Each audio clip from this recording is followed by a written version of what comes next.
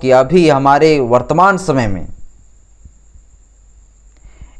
Schedule caste दलितों के साथ खूब ज़्यादा अभी अत्याचार किए जा रहे हैं, और अत्याचार इस कदर कि लोग सुसाइड कर ले रहे हैं या तो सीधे दलित होने के नाम पर उसे मर्डर कर दिए जा रहे हैं, और सिर्फ इसलिए क्योंकि दलित लोग, शेड्यूल कास्ट के लोग बीजेपी भाजपा के लोग नहीं थे। अगर भाजपा के लोग होते या तो फिर इन स्वर्णों को गुलामी करते, उनके आदेशों को मानते, तो फिर हत्या नहीं होता और न ही कोई सुसाइड करता। इस बात को साथियों हम क्यों कह रहे हैं? क्योंकि अभी कुछ ऐसा ही घटना घटा है। हम सब कुछ आज के इस वीडियो में डिटेल से चर्चा करेंगे। इस वीडियो को थोड़ा सा ध्यान से गौर से देखिएगा। सबसे पहले साथियों 2 अक्टूबर को एक घटना घटता है। 2 अक्टूबर को घटना घटता है यूपी के रायबरेली में। एक हरिओम नाम के व्यक्ति को भाजपा के लोगों ने, बीजेपी के लोगों ने, स्वर्णों के लोगों ने, जो वीडियो में साफ ये कहते हुए दिखाई दे रहे हैं कि हम बाबा के लोग हैं, मतलब योगी नाथ के ये आदमी हैं, और वो हरिओम नाम के दलित युवक को, एक व्यक्ति को मर्डर कर देता है, क्योंकि वो दलित थे और वो राहुल गांधी को जो है मानते थे। राहुल गांधी का फॉलोवर थे वो, और उसके साथ जातीय हिंसा हुई और ये भाजपा के लोगों ने जो है हरिओम को हत्या कर दिया। ये 2 अक्टूबर का साथियों घटना। इसके बाद फिर सीजेआई के साथ, chief justice of India BR Gavai के साथ फिर इसी प्रकार से ऑफेंस होता है। जूता फेंका जाता है, और जूता फेंकने वाला भी वही जो बुलडोजर बाबा योगी का समर्थक व्यक्ति थे, राकेश किशोर। देखिए, इस देश में जातिवाद, राकेश किशोर इसका नाम है, इस कदर जो है इस देश में जातिवाद है। और को कहते हैं जातिवाद नहीं है हमारे देश में। 2 अक्टूबर को जाति के आधार पर उसे मार दिया गया। CJI chief justice of India BR Gavai, हमारे देश के मुख्य न्यायाधीश को जो है भाजपा के लोगों ने जूता फेंक दिया, क्योंकि दलित है वो कुर्सी में नहीं बैठ सकता है। बेचैनी सा हो गया, पेट में खलबली होता है।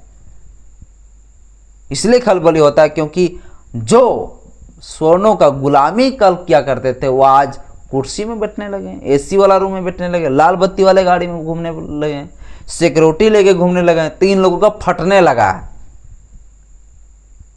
और ये लोग मनुस्मृति को मानने वाले लोग हैं। ये लोग नहीं चाहते हैं कि संविधान के ताकत से ये लोग आगे बढ़े। अब देखिए साथियों, अब 7 अक्टूबर को फिर से सटले 7 अक्टूबर को एक घटना घटता है। 7 अक्टूबर को क्या होता है? 7 अक्टूबर को 7 अक्टूबर को हरियाणा के एक वरिष्ठ IPS अधिकारी, एक वरिष्ठ IPS सुसाइड कर लेता है, आत्महत्या कर लेता है। आत्महत्या क्यों करता है? तो सिर्फ जातीय अपमान के वजह से। खूब ज्यादा अपमान किए गए। वायपुरन नाम का IPS थे, और उन्होंने जो है अपने ही आवास में जो है सुसाइड कर लिया। अपने ही जो है सरकारी रिवॉल्वर थे उसी से जो है खुद को मार डाला, क्योंकि मनुवादी लोग जो मनुस्मृति को मानते हैं वो लोग जो है उसके साथ जातीय अपमान किया, भेदभाव किया उसके साथ, और वो बर्दाश्त नहीं कर सके। मानसिक तनाव के कारण उन्होंने जो है अपने आप को ही खत्म करना एक रास्ता चुना।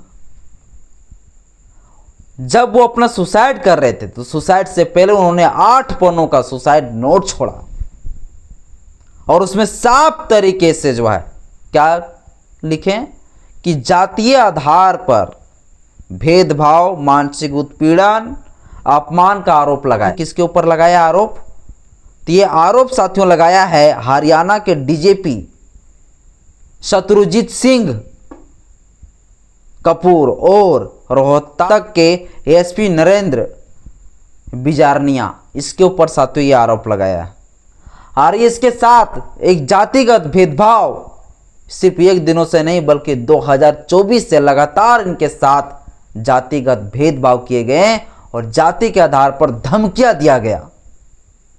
वो बर्दाश्त से जब बाहर हो गए तो अंत में उन्होंने जो है एक ही रास्ता चुना, वो सुसाइड का रास्ता चुना। अब उनकी पत्नी जो एक आईएएस अधिकारी है, जो हरियाणा की जो सरकार है उनका सचिव के पद पे है, जिसका नाम है अमनित पी कुमार, उनके द्वारा साथियों अब SC/ST एक्ट के तहत जो है FIR दर्ज किया गया। अब SC/ST एक्ट के तहत जब FIR दर्ज करवाए गए तो पुलिस भी जो है घुल मिल गया और मामला को और SC/ST एक्ट को कमजोर कर दिया गया। SC/ST एक्ट का धारा 31R लगाया गया, इस सेक्शन के तहत मुकदमा किया गया। 31R जो साथियों ये कहता है कि कोई सार्वजनिक जगह पर अगर अपमान करता है या तो फिर कोई धमकी देता है तो फिर ऐसे में जो है ये धारा लगाया जाता है SC/ST एक्ट का, और इसके तहत 6 महीना से लेकर 6 साल तक सजा की प्रावधान है। तो इस सेक्शन के तहत मुकदमा साथियों किया गया। लेकिन अमनित पी जो है कुमार, जो उसकी पत्नी है, उनका कहना है कि SC/ST एक्ट का जो धारा लगा है वो भी कमजोर धारा लगा हुआ है। इसके बाद साथियों फिर धारा जो लगा है वो BNS का 108 3(5) ये सेक्शन के तहत साथियों मुकदमा किया गया है। और ये जो मुकदमा हुआ है, ये मुकदमा साथियों इसके तहत जो है 10 साल तक के सज़ा का प्रावधान है। आत्महत्या के लिए उकसाने का प्रयास करना या उकसाना आत्महत्या के लिए, ये साथियों ये सेक्शन कहता है। इस सेक्शन के तहत 10 वर्ष की सज़ा की प्रावधान है। मतलब ये कॉग्निजेबल साथियों ऑफेंस है, इसमें तो बेल नहीं होगा। अब जो अमनित कुमार है, जो अमनित पी है, जो IPS वाइफ पूरन जो सुसाइड की, उसकी पत्नी का कहना है, कि ये दोनों जो DGP जो है और जो SP है, जिनके जातिगत भेदभाव की वजह से मेरा पति ने आत्महत्या किया, उनको सबसे पहले गिरफ्तार करे। गिरफ्तार करने का साथियों अभी बात किए जा रहे हैं और इसके लिए ASIT टीम गठित किए हैं और कार्रवाई साथियों चल रहा है। तो जो लोग कहते हैं कि जातिगत भेदभाव, जातिवाद हमारे देश में ना, उनके लिए जो है थोड़ा सा काला जो चश्मा पहने हुए थोड़ा उसको हटावे और आंख फाड़ के देखे कि जातिवाद आज भी हमारे देश में चरम सीमा पर है। और बोलते हैं SC/ST एक्ट ठीक नहीं है। आज SC/ST एक्ट है तो भी ये लोग नहीं डरते हैं, ये स्वर्ण लोग, ये मनुवादी लोग। और जब SC/ST एक्ट खत्म हो जाएंगे तब साथियों समझ सकते हैं ये लोग क्या अत्याचार करेंगे हम लोगों के साथ।